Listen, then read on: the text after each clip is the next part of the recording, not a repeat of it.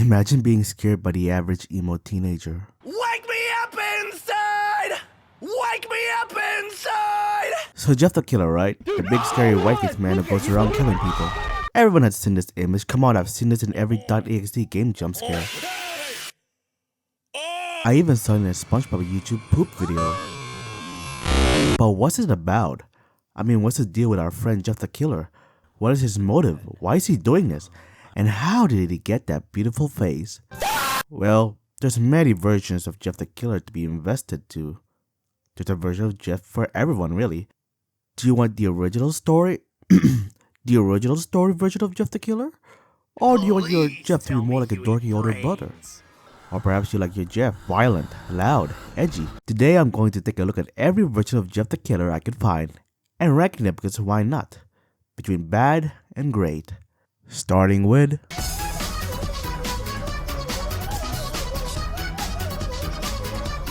yes, the quote-unquote original Jeff the Killer story. This story was uploaded by Gamefield TV aka Joshua Jordan and written by his brother Travis. I think everyone knows what this Jeff the Killer story is all about, mainly because literally everyone has mocked it.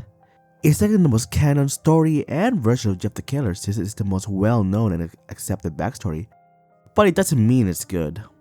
If you still somehow don't know what the 2011 creepypasta entails, it's pretty much this. Jeff and family moves to a new place. Jeff and his brother Liu aren't fitting in. The brothers deal with bullies. Jeff beat them and gets sadistic urge. Liu goes to jail after taking blame for Jeff's actions. Jeff and fam goes to birthday party. Bullies attack. Jeff goes crazy and kills two bullies. One bully bleached Jeff's face and lit it on fire. Jeff recovers, changing his face into the creepypasta face. Jeff kills family. Jeff becomes a serial killer. I know I'm probably skipping a lot of the story, but come on, you're not missing much. It's not a well-written story. It's poorly written with poor characterization. Just for some reason I just start having this urge to kill, I guess? He sat there looking at the ceiling when suddenly he got a weird feeling. Not so much a pain, but a weird feeling. He's messed with some bullies and then blah blah blah, he crazy now. It's bad. But what I will say about this is that this creepypasta is iconic. Around the time of its publishing, pretty much every creepypasta story afterwards regarding an edgy teenager unaliving people uses this story as a template. Teen is wrong, teen goes crazy, teen kills, teen becomes killer. So yes, it's bad. But he has a special place in creepypasta history. Not to mention he has the best character of all creepypasta fiction, Randy. Randy got an angry look in his eyes. Oh no, I don't go for even, I go for winning! Randy's the most cartoony written bully I've ever read and I love him. He's literally asked Jeff and Liu to pay a toll for using the bus stop like he's a fucking gangster. He literally has two lackeys on his side. There is no character better than Randy. Put him in any creepypasta and it'll make the story better. Okay, back to Jeff. In all honesty, this story being the most well-known story will be our standard. Not a high standard, but it's our standard. But I can't accept putting this in average tier. I'm putting this Jeff in bad.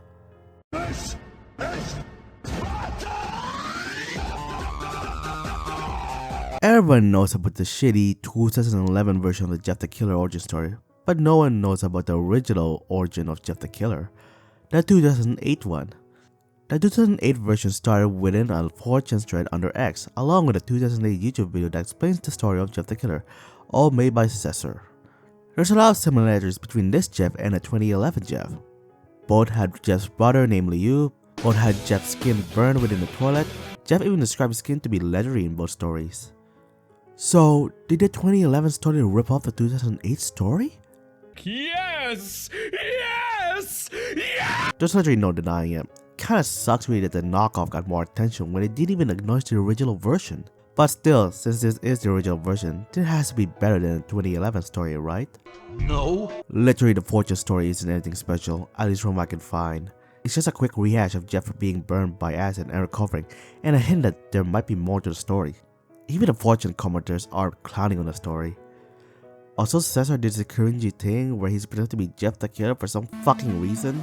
And if you think the fortune story is bad, you have to check the YouTube video. This is the most 2000 thing I've ever seen, included within background music and Windows Movie Maker editing. That's Liu? Dang, it's very different from most artists' rendition.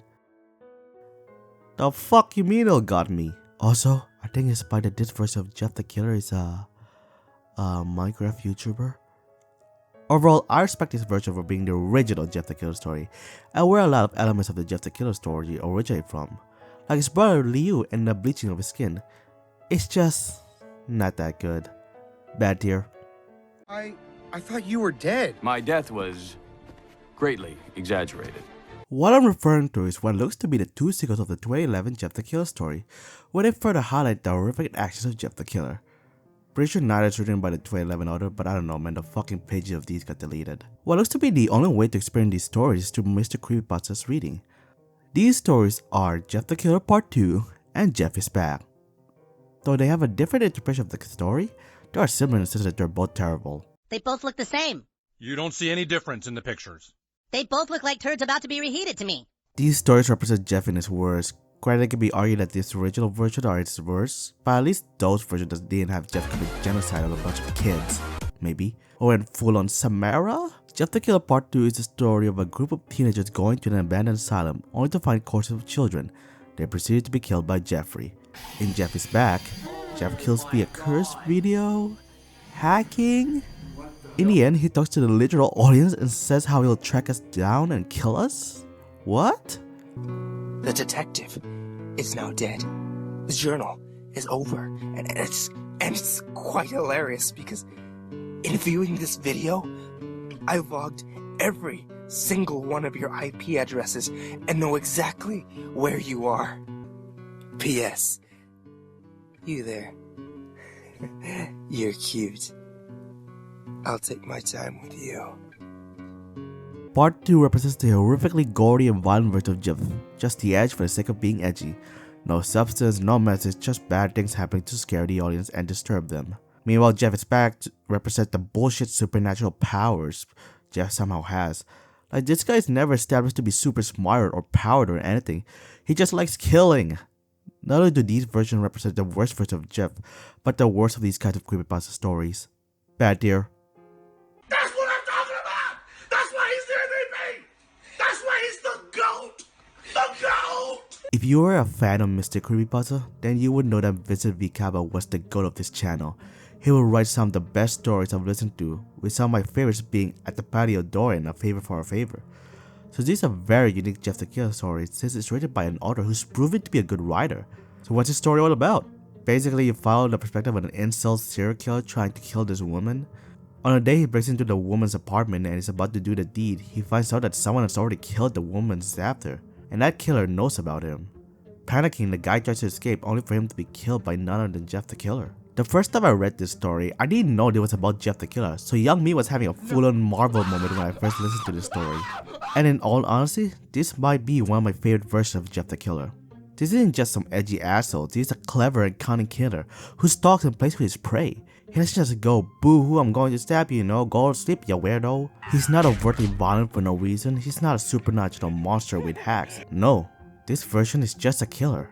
A clever, cunning, creepy killer. It's short, yeah, but it leaves room to interpretation. It doesn't get bogged down by some dumb origin story or edgy nonsense. Having this perspective coming from a killer who realized there's a bigger monster than him is great. I love the idea of it and it's executed well here. Jeff feels more like a force of nature than a person. This is Jeff the Killer at his best. We're pretty early on the ranking list, but I think this is already great tier. Please check this story out, you won't regret it. Slenderman. This is going to take some explaining. So this version is what I would call the angstiest version. You know, the one teenage girls makes fanfiction of. And to me, what Jeff the Killer truly is. What is wrong with you? This is my canon Jeff the Killer.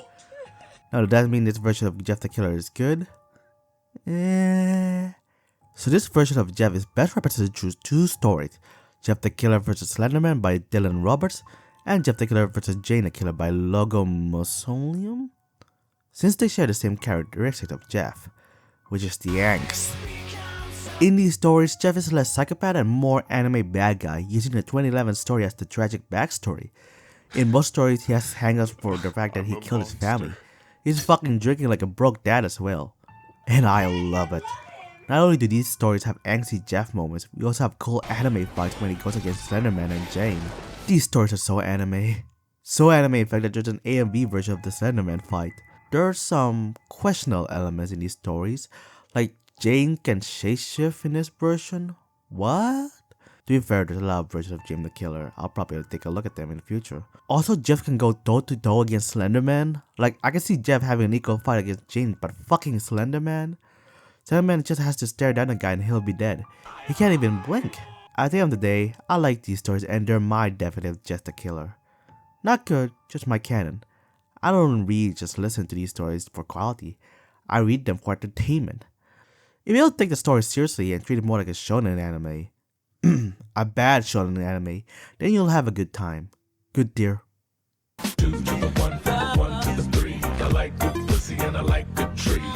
This is the 2015 rewrite of Jeff the Killer by Banning K, one of the many rewrites of Jeff the Killer.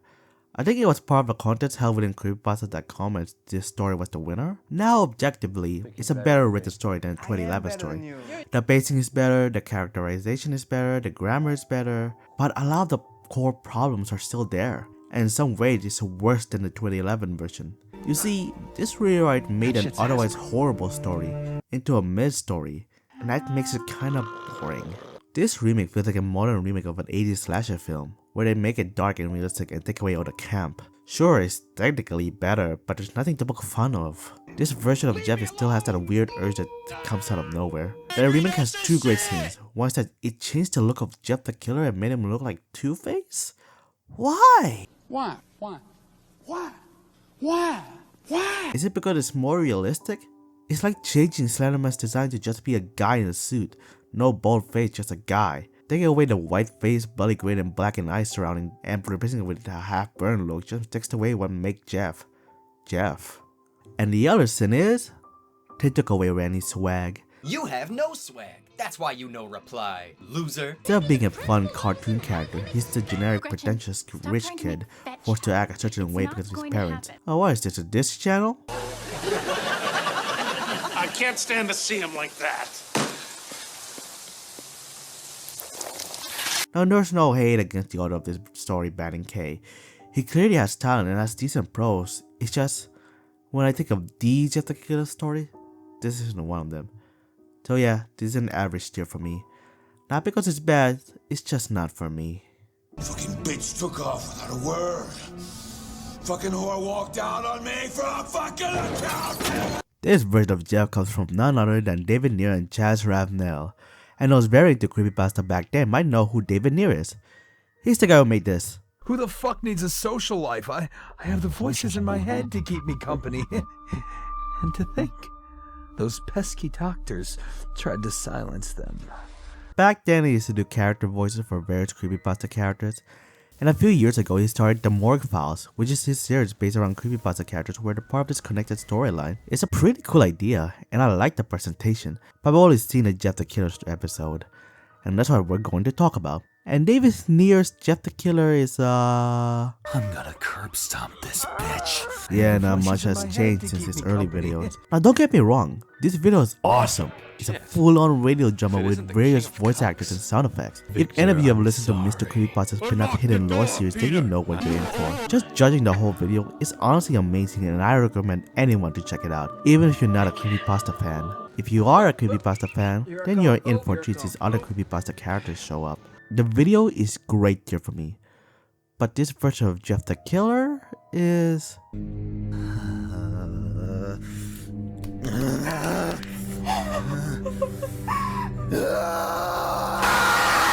This version of Jeff the Killer is a mixed bag for me. On one hand, it's realistic, in the sense that Jeff starts off already kinda deranged. You can tell he's not a normal kid.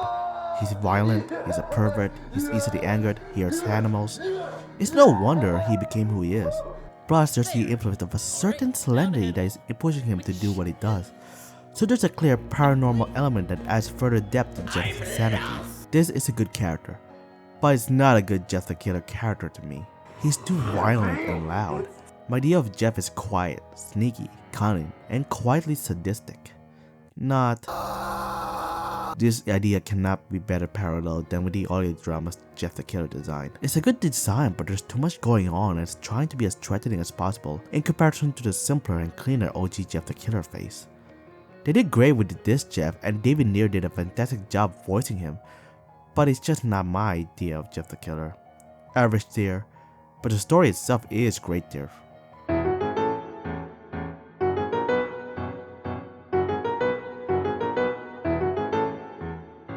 Who the fuck is that guy? Who the fuck is that?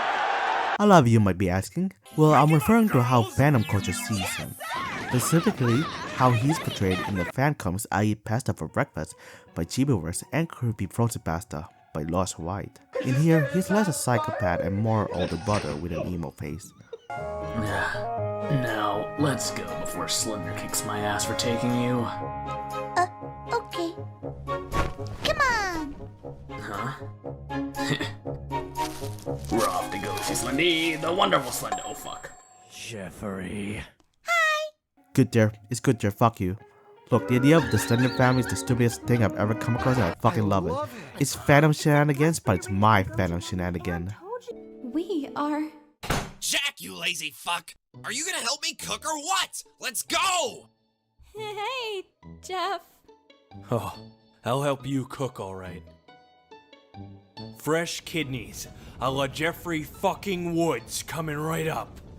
So is that a yes, you lazy fuck? Just look at him, bro. He's hanging out with other creepypasta characters and having a good time. You almost forgot that Jeff's a horrific monster. And this version of Jeff is still very popular to this day. Look at all the recent fanfics with Fanon Jeff. This version of Jeff clearly has resonated to people more in comparison to canon Jeff. So yeah, good tier.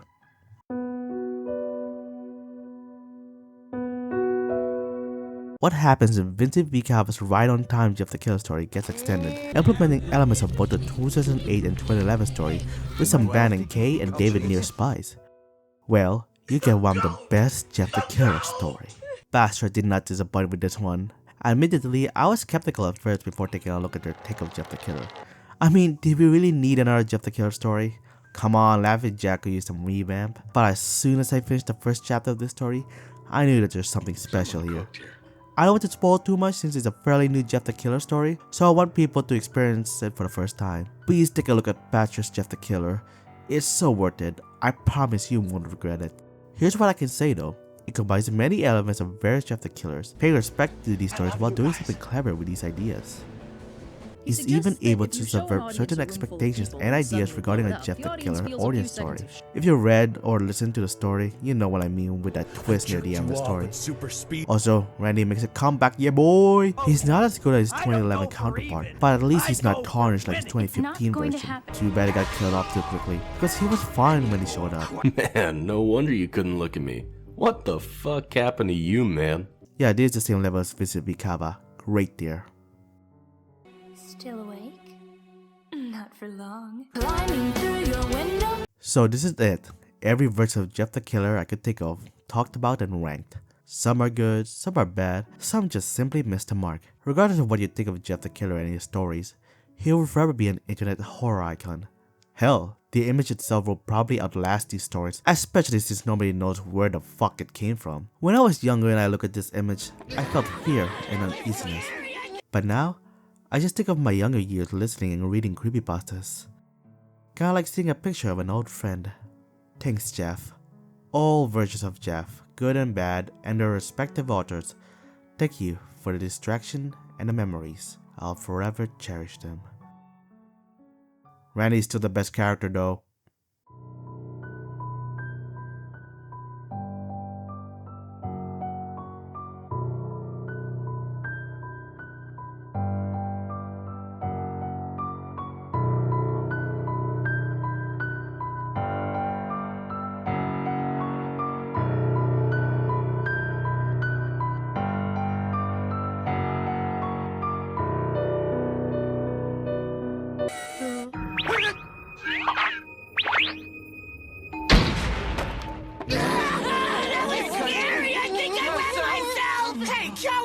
Get your butt over here! If you want her to cook, come ask her yourself! It's too scary! You're acting cute is scarier!